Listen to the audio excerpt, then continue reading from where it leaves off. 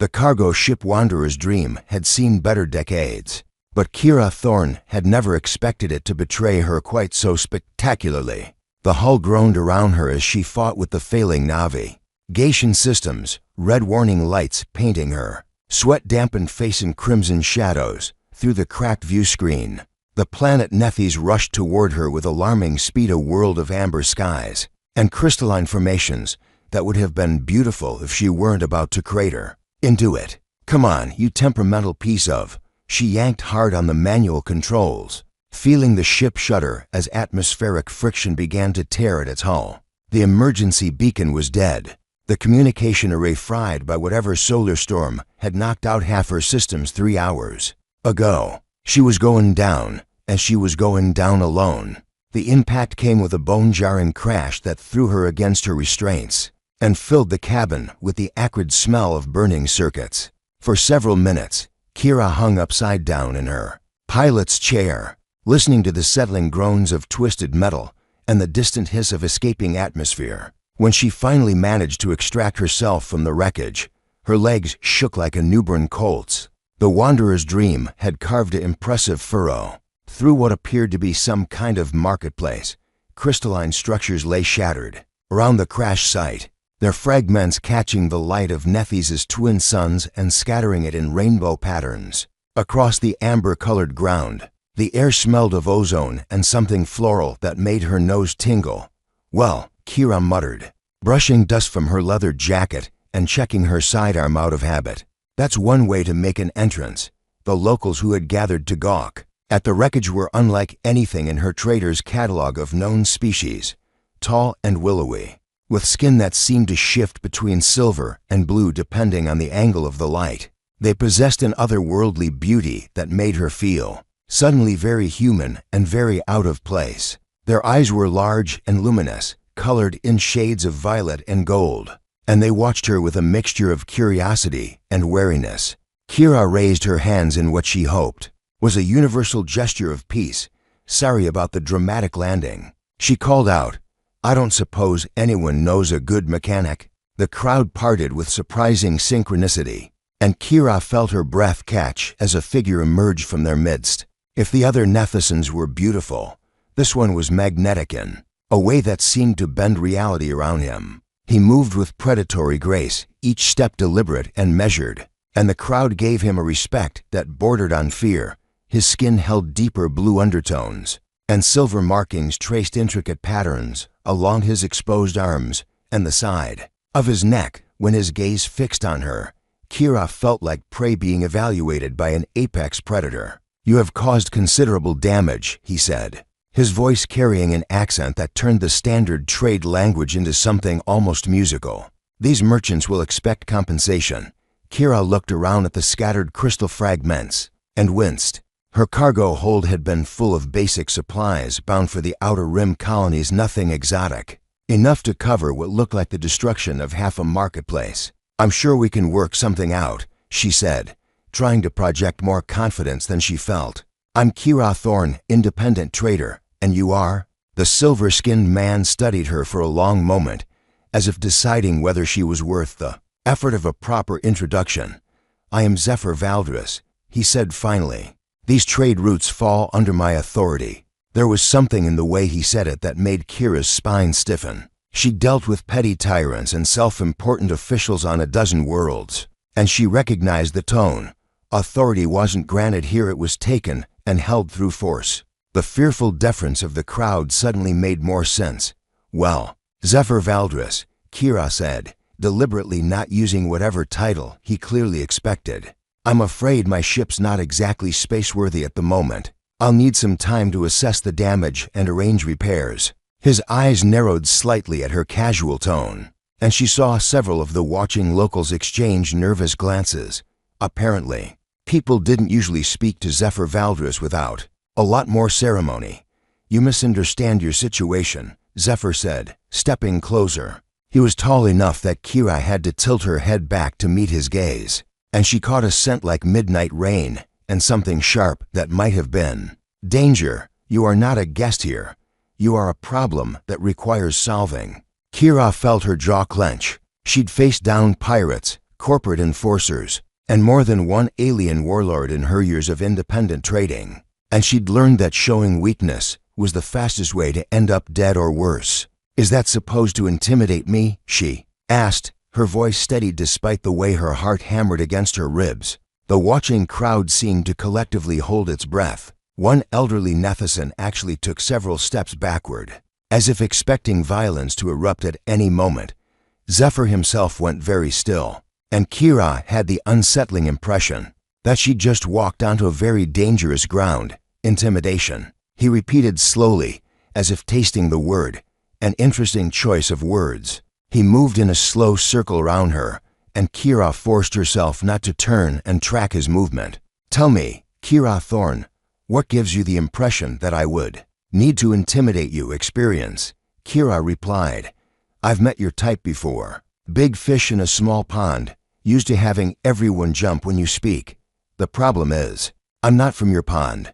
She heard several sharp intakes of breath from the crowd, and even Zephyr paused in his circling when he came back into her field of view. His expression was unreadable. "My type," he said softly. "And what type would that be?" Kira shrugged, fighting to appear nonchalant despite the tension crackling in the air around them. "The type who mistakes fear for respect and thinks power comes from a title instead of earning it." The silence that followed was so complete that Kira could hear the distant chimming of wind through the crystal formations. Zephyr stood frozen for a moment that stretched like eternity, and when he finally moved, it was to step close enough that she could see the silver flecks in his violet eyes. "You know nothing about power," he said, his voice barely above a whisper, "or the price of maintaining order in a place where chaos lurks beneath." Every civil word, despite her bravado. Kira felt a shiver run down her spine. There was something in his tone that spoke of experience with that chaos, of hard choices made and consequences borne. But she'd committed herself to this course, and backing down now would only make things worse. "Maybe not," she admitted, "but I know the difference between a leader and a bully." For a heartbeat, she thought he might actually strike her. His hand moved toward the weapon at his side, and the crowd seemed to lean back as one. Then, unexpectedly, Zephyr smiled. It wasn't a pleasant expression. "Fascinating," he murmured. "It has been some time since anyone accused me of being insufficient. Your ship will be impounded pending resolution of the damages you have caused. You will remain in custody until suitable arrangements can be made." "Custody?" Kira's hand moved instinctively toward her own weapon, then stopped as she noticed the dozen armed figures who had apparently materialized from the crowd. While she'd been focused on Zephyr, they were dressed in dark clothing that seemed to absorb light, and they moved with the silent efficiency of professionals. "Temporary custody," Zephyr clarified, though his smile suggested he was enjoying her discomfort. "Consider it protective detention. Nethys can be dangerous for outsiders who don't understand our customs." Kira looked around at the watching faces, noting the mixture of fear and fascination in their expressions. None of them would meet her eyes directly, but she caught sympathy in more than one face. Whatever Zephyr Valdris was to these people, it wasn't beloved protector. "And if I refuse?" she asked, though she already knew the answer. "Then your refusal will be noted and disregarded," Zephyr said pleasantly. "The choice is yours, of course. Peaceful compliance or otherwise." Kira calculated odds and distances, counting the guards and assessing her chances of fighting her way clear. They weren't good. Her ship was wrecked, she was alone on an unfamiliar world, and she was outnumbered by what appeared to be professional soldiers. Sometimes discretion really was the better part of valor. "Peaceful compliance it is," she said, raising her hands in surrender. "Though I reserve the right to complain about the accommodations." "I would expect nothing less," Zephyr replied, and this time his smile seemed almost genuine. He gestured to his guards, and two of them moved to flank Kira. "Take her to the eastern quarter. See that she has everything she needs for a comfortable stay." As they began to move away from the crash site, Kira caught sight of the watching crowd beginning to disperse. The elderly Nethisan who had backed away earlier caught her eye and shook his head slowly, his expression mournful, whether he was mourning her fate or lamenting her stupidity. She couldn't tell. "You know, Kira said to Zephyr as they walked. "This isn't exactly the first impression I was hoping to make on your world." "And yet," Zephyr replied, his tone thoughtful, "it may be the most memorable first impression I have received in quite some time. Tell me, Kira Thorne, do you make a habit of challenging authority figures within minutes of meeting them?" "Only the ones who deserve it," Kira said, then glanced at his profile. "Why do you ask?" Kira's comfortable accommodations turned out to be a crystalline chamber, in what Zephyr's people apparently considered the guest quarter, though it felt more like an elegant prison. The walls were translucent amber that shifted between opacity and transparency depending on her proximity, and the furniture seemed to grow directly from the floor in organic curves that were both beautiful and deeply unsettling. She'd been provided with food, water, and what passed for entertainment data crystals containing Nephis and literature that her universal translator struggled with, but no means of communication, and certainly no way out. 3 days into her captivity, Kira was beginning to understand why solitary confinement was considered torture. On most civilized worlds, the silence was broken only by the distant chiming of wind through crystal formations and the occasional footsteps of guards in the corridor outside. She'd tried talking to them, but they responded to her questions with the blank politeness of people following very specific orders about prisoner interaction. It was on the 4th morning that everything changed. She woke to the sound of raised voices echoing from somewhere beyond her chamber walls. The crystalline structure seemed to conduct sound in strange ways, amplifying some frequencies while muffling others. But she could make out enough to understand that someone was very upset about something involving payment schedules and trade quotas. Kira pressed her ear to the wall, trying to make sense of the conversation, when footsteps approached her chamber. The door, such as it was, shimmered out of existence, and one of Zephyr's guards gestured for her to follow.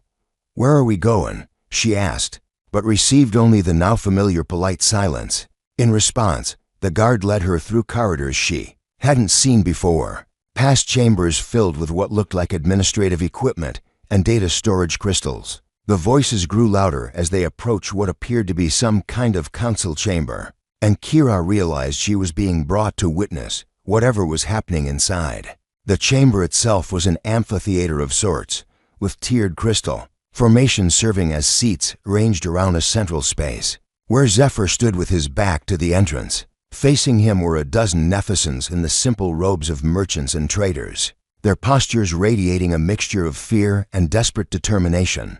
At the center of the group stood a female Nephison with silver hair streaked through with gold, her hands clenched at her sides as she spoke in rapid, urgent tones. Her skin held the deep blue undertones that seemed to indicate age among her people, and when she gestured, Kira caught the glint of traders' rings on her fingers. "Cannot continue to meet these demands," the woman was saying, her voice carrying clearly through the crystal acoustics. "The tribute you require leaves us unable to maintain our own operations. My people are struggling to feed their families, Valdris." "Your struggles are not my concern, Naya," Zephyr replied, his tone carrying the casual indifference of someone discussing the weather. "The protection I provide comes at a cost. If you cannot meet that cost, perhaps you should consider whether your continued operation in this sector is viable." Kira felt her jaw clench. She'd seen this dance before on a dozen worlds, the strong preying on the weak, dressing up extortion in the language of protection and mutual benefit. But seeing it up close, watching the fear in the traders' faces, made something hot and angry uncurl in her chest. "We have been loyal," Naya continued, her voice starting to shake. "We have paid every tribute, followed every regulation, reported every transaction as required. We ask only for terms that allow us to survive." A tall, lean Nephison stepped up beside Zephyr, his movements carrying the calculated grace of a professional advisor. Kira caught the flash of silver insignia on his dark clothing, some kind of rank marker. She assumed survival is earned, not granted, the advisor said, his voice smoother than Zephyr's, but no less cold. "Those who prove their value find ways to meet their obligations, those who do not." He let the sentence hang in the air like a threat. "Torvin speaks truth," Zephyr said, and Kira filed away the advisor's name for future reference. "The strong survive by adapting, the weak," he shrugged elegantly. The weak provide resources for those more capable of using them effectively. Kira had heard enough. Before she could think better of it, she stepped forward into the chamber, her guard making a startled sound behind her. "Forgive the interruption," she said, her voice carrying clearly through the crystalline space. "But I couldn't help overhearing your business philosophy." Every head in the chamber turned toward her, and she saw Zephyr's violet eyes narrow with something that might have been surprise or anger. The traders looked confused, clearly uncertain whether this interruption represented salvation or additional disaster. "You were not invited to participate in this discussion," Zephyr said, his tone carefully controlled. "No," Kira agreed, walking further into the chamber despite the guard's obvious distress. "But I was apparently invited to witness it. And what I'm witnessing looks an awful lot like extortion dressed up in fancy language." The silence that followed was so complete she could hear her own heartbeat. Torvin moved slightly, his hand drifting toward his weapon, but Zephyr held up a restraining gesture. "Your opinion on local governance was not requested," Zephyr said softly. "Lucky thing opinions don't require permission," Kira replied. She looked around at the assembled traders, noting the hope that had flickered to life in several faces. "You know what I see here? I see a bunch of hardworking people trying to make an honest living, and one person who's decided that makes them easy targets." "You see nothing," Zephyr snapped, his composure cracking slightly. "You are an outsider who understands nothing about the complexities of maintaining order in this region." "I understand protection rackets," Kira shot back, "and I understand the difference between leadership and bullying." She gestured toward the traders. "These people aren't your enemies, Valdris. They're not some threat you need to control or resource you need to exploit. They're individuals trying to build something, and you're destroying that because it's easier than earning their genuine loyalty." She saw something flash in Zephyr's eyes, anger, yes, but underneath it something that looked suspiciously like uncertainty. "You know nothing about loyalty," he said, stepping closer to her. "Nothing about what it takes to hold together something meaningful in a galaxy. That rewards only strength. Is that what this is?" Kira gestured around the chamber. "Something meaningful, because from where I'm standing, it looks like a man who's so afraid of being challenged that he's forgotten the difference between respect and fear." The words hit their target like physical blows. She saw Zephyr recoil slightly, saw Torvin's sharp intake of breath, saw the traders exchange glances that held the first seeds of real hope she'd witnessed since entering the chamber. "Afraid," Zephyr repeated, his voice barely above a whisper.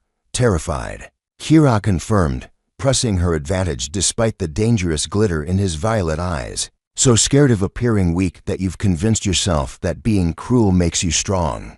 But you know what takes real courage, Valdris. Standing without a weapon and earning respect through actions instead of threats. Building something instead of just taking it." She took another step closer, close enough to see the silver flecks in his eyes, close enough to catch that scent of midnight rain and danger that seemed to cling to him. "You want to know what I think?" she continued, softly. "I think underneath all that armor and attitude, you're just as scared as everyone else. The only difference is that you've decided to make your fear everyone else's problem." For a moment that stretched like eternity, Zephyr stared at her with an expression she couldn't read. The chamber was so quiet she could hear the distant chimming of wind through crystal, the soft breathing of the watching traders, the thundering of her own heart. Then Zephyr smiled, and it was the most dangerous expression she'd ever seen. "Fear," he said softly. "You accuse me of fear." He looked around the chamber, his gaze touching each trader in turn before returning to her. "Very well, Kira Thorne, let us speak of fear." He gestured, and the traders began filing out of the chamber with obvious relief, Naya pausing to give Kira a look of profound gratitude before following the others. In moments, the space was empty except for Kira, Zephyr, Torvin, and the guards who had stationed themselves at strategic points around the room. "Torvin," Zephyr said without taking his eyes off Kira. "Leave us." His advisor hesitated. "Sir, I don't think." "Leave us," Zephyr repeated, and this time there was no arguing with the command. When they were alone, except for the distant guards, Zephyr moved closer to Kira, close enough that she had to tilt her head back to meet his gaze. "You "Call me a coward," he said quietly. "You suggest that I rule through fear because I lack the courage to lead through inspiration. Tell me, what do you know of courage?" Kira felt her pulse quicken, but she held her ground. "I know it's not what you've been showing these people. And what have I been showing them? Control masquerading as strength, power without purpose. A man so convinced that he has to be feared that he's forgotten how to be respected." Something shifted in Zephyr's expression, a crack in the armor she'd been trying to find since their first meeting. "And if you're wrong?" he asked. "If fear is all that stands between order and chaos, if the mom." The crisis began 3 days later with what should have been a routine supply delivery. Kira was in her chamber, reviewing data crystals about Nethisan trade routes and trying to understand the complex web of dependencies that kept their society functioning when the first tremors of panic began to ripple through the crystalline corridors. At first it was just hurried footsteps and muffled conversations, but within an hour the sounds had escalated to urgent voices and what sounded suspiciously like barely controlled chaos. When Zephyr appeared in her doorway without his usual retinue of guards, Kira knew something had gone seriously wrong. "The supply convoy from the agricultural settlements has failed to arrive," he said without preamble, his violet eyes holding a tension she hadn't seen before. 3 days overdue, no communication, and the backup routes are reporting similar delays. Kira set down the data crystal she'd been studying. Equipment failure, weather problems, unknown. Zephyr moved into her chamber, his usual predatory grace replaced by something that looked almost like agitation. "But the timing is problematic. The urban centers depend on regular deliveries for basic necessities. Without resupply within the next 48 hours, we will begin to see shortages of essential goods, food riots," Kira said, understanding. Immediately, she'd seen it before on worlds where the supply chains were fragile and the population density was high. How long before panic sets in? It may have already begun. Zephyr's jaw was tight. Torvin is implementing emergency rationing protocols, but the people are already talking. Fear spreads faster than truth in situations like this. Kira stood, her mind automatically shifting into the problem-solving mode that had kept her alive. Through years of independent trading, what about alternative suppliers? Surely there are other settlements that could. The agricultural settlements operate on carefully calculated schedules, Zephyr interrupted. They produce exactly what is needed, when it is needed, with minimal surplus. It is an efficient system under normal circumstances, but not a resilient one, Kira observed. What happens when normal circumstances don't apply? The look Zephyr gave her was sharp with recognition. "You see the flaw in the design. I see a system built on fear instead of cooperation," Kira said bluntly. "Everyone's so worried about meeting your quotas and avoiding your displeasure that they don't have room for flexibility or innovation. When was the last time anyone proposed improvements to the supply chain?" Zephyr was quiet for a moment. "Proposals for systemic changes require approval through multiple bureaucratic levels. The process is lengthy. So by the time anyone could suggest a better way of doing things, the crisis would already be over. One way or another." Kira shook her head. "That's not leadership, Zephyr. That's just administration with weapons." Before he could respond, Torvin appeared in the doorway, his usually immaculate appearance showing signs of strain. "Sir, we've received reports from the outer settlements. The situation is worse than initially assessed." Zephyr turned. "Explain." "The primary convoy was apparently delayed by equipment failures, but that triggered a cascade effect. Secondary suppliers are hoarding their reserves, waiting to see if prices will increase. Tertiary suppliers are doing the same. What began as a logistics problem is becoming a market panic." Kira felt a familiar frustration building. So instead of working together to solve the problem, everyone's trying to position themselves to profit from it. "It is rational economic behavior," Torvin replied stiffly. "Individual actors pursuing their own interests.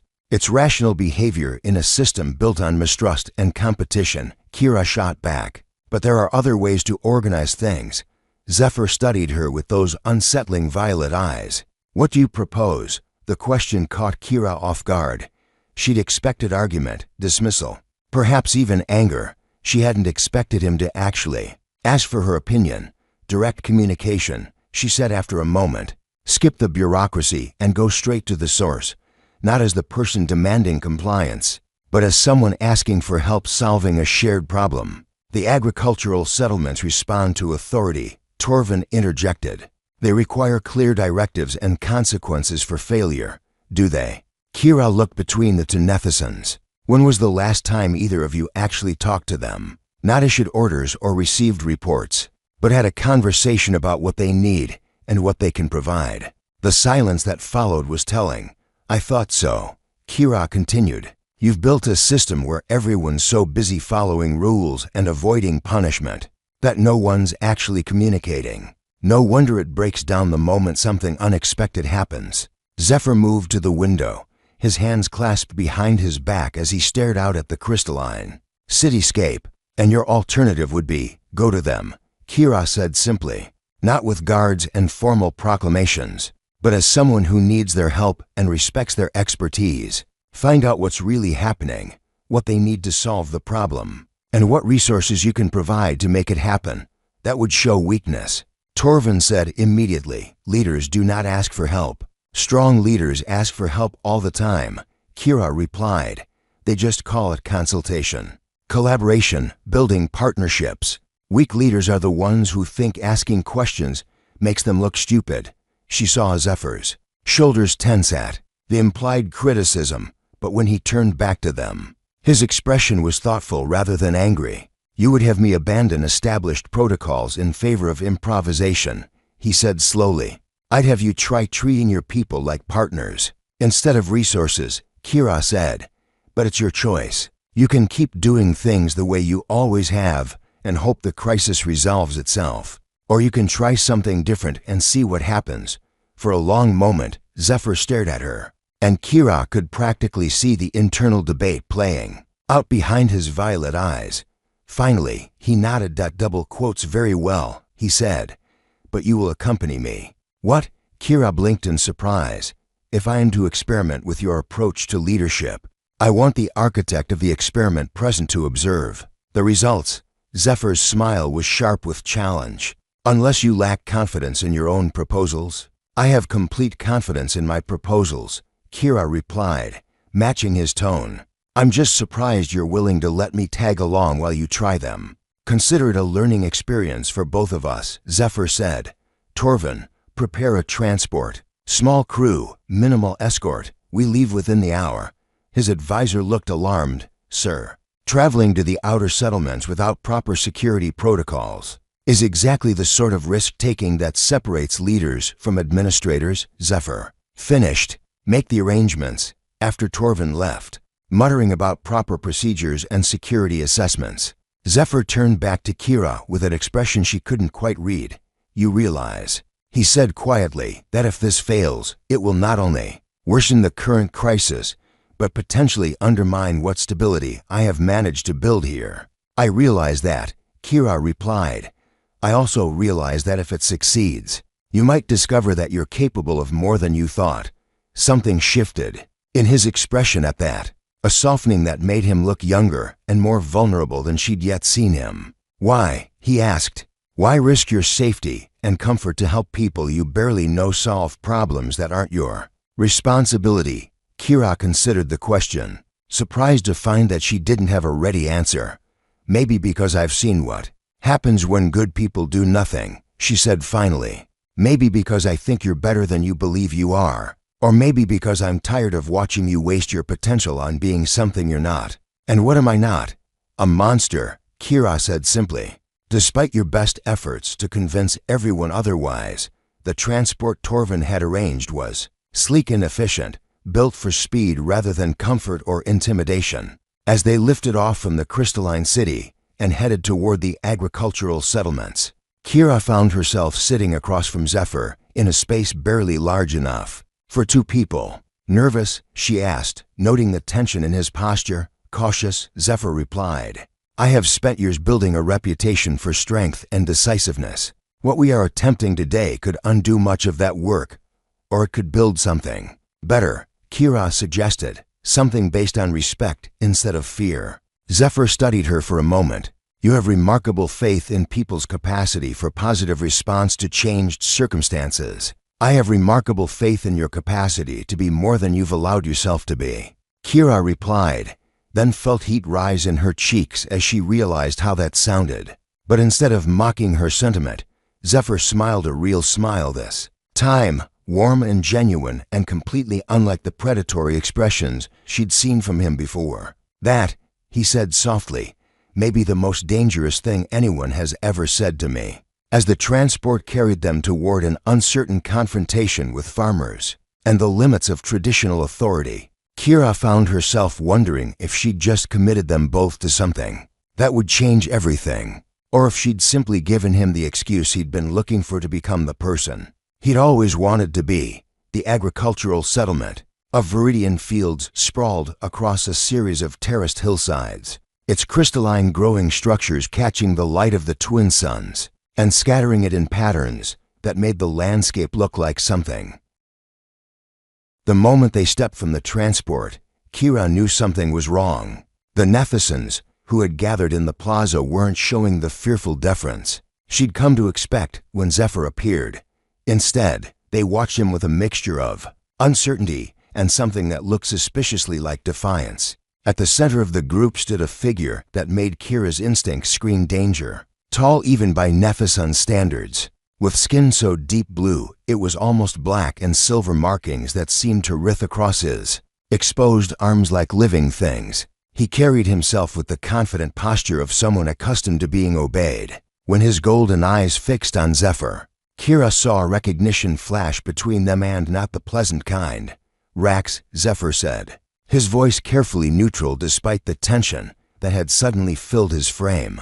Valdris, the other Nethican, replied, his tone carrying unmistakable mockery. How unexpected to find you here among the farmers. Slumming, are we? The insult hung in the air like a challenge, and Kira felt the crowd's attention shift between the two men like spectators at a gladiatorial match. She didn't need to understand the full political dynamics to recognize a power play when she saw one.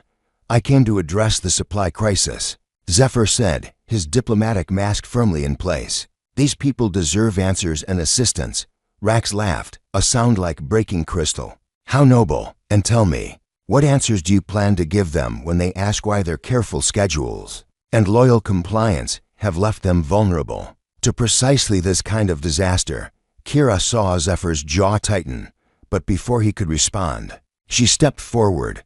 Perhaps we could discuss this in a more private setting, she suggested, though she was already calculating distances and odds if the situation turned violent. Rax's golden gaze fixed on her with predatory interest. And you are? Someone who doesn't particularly care about your political games when there are people going hungry, Kira replied bluntly. The crowd stirred at that, and she caught several nods of approval from the assembled farmers. Rax's smile widened. Interesting, he murmured. Tell me, stranger, what do you know of our politics? I know enough to recognize a vulture circling. Kira shot back, and I know the difference between someone trying to solve problems and someone trying to exploit them. This time the crowd's response was more pronounced murmurs of agreement and what sounded like suppressed approval. Rax's expression hardened. You speak boldly for someone under Valdris's protection, he said softly. But protection has a way of failing when it's no longer convenient to provide. The threat was unmistakable, and Kira felt Zephyr move slightly closer to her side. The gesture was subtle, but she caught it, and apparently so did Rax. How touching. Rax continued. The great Zephyr Valdris, reduced to playing bodyguard for alien refugees. How the mighty have fallen. Enough, Zephyr said, his voice carrying the edge of real anger for the first time since they'd arrived. State your business here, Rax, or remove yourself from these proceedings. My business. Rax spread his arms wide, addressing the crowd as much as Zephyr. My business is offering these good people an alternative to the failed leadership that brought them to this crisis. A chill ran down Kira's spine as she realized what was happening. This wasn't just political maneuvering, it was a carefully orchestrated coup attempt, timed to coincide with the supply crisis and Zephyr's unprecedented decision to leave his power base. You offer them nothing but empty promises, Zephyr replied. But Kira could hear the uncertainty creeping into his voice. This was exactly the kind of challenge his old methods were designed to handle: swift, decisive action backed by overwhelming force. But those methods would prove everything Kira had said about ruling through fear, would validate every criticism she'd made of his leadership style. Do I? Rax turned to the crowd. People of Viridian Fields, ask yourselves, when was the last time Valdres came among you as anything other than a tax collector? When did he last concern himself with your welfare rather than your compliance? Several voices called out in agreement, and Kira felt the momentum of the crowd shifting toward Rax's message. She glanced at Zephyr and saw the exact moment when his instincts kicked in: the straightening of his shoulders, the subtle shift of his hand toward his weapon, the predatory focus that meant he was preparing to reimpose control through force. Zephyr, she said quietly, urgently. Don't. He looked at her, his violet eyes holding a desperation she'd never seen before. He's undermining everything. If I don't act, if you act the way you always have, you'll prove every word he's said. Kira interrupted. And you'll lose them forever. Then what do you suggest? Zephyr's voice was barely above a whisper. How do I fight lies with truth when lies are easier to believe around them? Rax continued his speech, his voice growing more confident as he sensed victory. Years of rigid control and fearful compliance, and where has it led? To a system so fragile that a single delayed convoy brings you to the edge of starvation. Is this the strength Valdres promised you? Kira felt something crystallize in her mind, a clarity born of desperation, and the sudden understanding that this moment would define not just Zephyr's future, but her own feelings about the man she was beginning to care for, more than she'd admitted to herself. You fight him by being better than him, she said, raising her voice enough to cut through Rax's rhetoric. You fight him by showing these people what real leadership looks like. Both Zephyr and Rax turned toward her, and Kira felt the weight of the crowd's attention like a physical force. You want to know what's wrong with your system, she called out, addressing the assembled farmers directly. It's not the delayed convoy or the rigid schedules. It's that no one's been listening to you. No one's asked what you need, what you can provide, or how you'd solve the problems you face every day. She saw confusion ripple through the crowd and pressed her advantage. Rax here wants to tear down what exists and replace it with himself. In charge, same system, different person at the top. But what if there was a third option? And what would that be? Rax demanded, his golden eyes narrow with suspicion. Partnership, Kira said simply. A system where the people who grow the food have a voice in how it's distributed, where the people who know the land best get to help make decisions about how it's used, where leadership means service instead of control. The crowd was listening now, really listening, and Kira felt a surge of hope. I've traveled the galaxy, she continued. I've seen dozens of worlds, hundreds of different ways of organizing society, and I can tell you that the strongest, most resilient systems are the ones where everyone has a stake in success, where leadership earns respect instead of demanding it. She turned to Zephyr, letting the crowd see her address him directly. The question is, she said, are you willing to be that kind of leader? Are you brave enough to trust the people you've been controlling to become the people you could be serving? The silence that followed was so complete that Kira could hear the wind shimming through the crystalline growing structures. Zephyr stood frozen, his entire future balanced on the edge of a decision that would either vindicate everything she'd tried to teach him or destroy any possibility of the change she glimpsed in him. When he finally spoke, his voice carried across the plaza with quiet authority. She's right, he said simply. I have ruled through fear because I was afraid. I have demanded obedience because I didn't trust in your wisdom. I have controlled you because I didn't believe in your strength. Rax's confident smile began to waver. But I want to learn, Zephyr continued, his voice growing stronger. I want to discover what we could build together if we worked as partners, instead of rulers and subjects. I want to find out what happens when leadership becomes service. He gestured toward the crowd, his posture open and vulnerable in a way Kira had never seen from him. The supply crisis is real, he said, and I don't have all the answers, but you do. You know your land, your capabilities, your needs better than anyone. So I'm asking, not demanding, but asking for your help, not just to solve this crisis, but to build something better from its lessons." The crowd stirred, voices rising in discussion, and Kira could see the shift happening in real time. Where there had been fear and resentment, she now saw possibility and hope. Rax, however, was not finished. "Pretty words," he snarled, his composure finally cracking. "But words are all Valdris has ever offered when his power was threatened. How long before he returns to his old ways? How long before promises become orders and partnership becomes subjugation?" It was a fair question, and Kira saw a doubt flicker across several faces in the crowd. This was the moment of truth, not just for Zephyr's political future, but for everything they'd discovered about each other. "You want proof," Zephyr said, his voice carrying a note of finality that made Kira's heart race.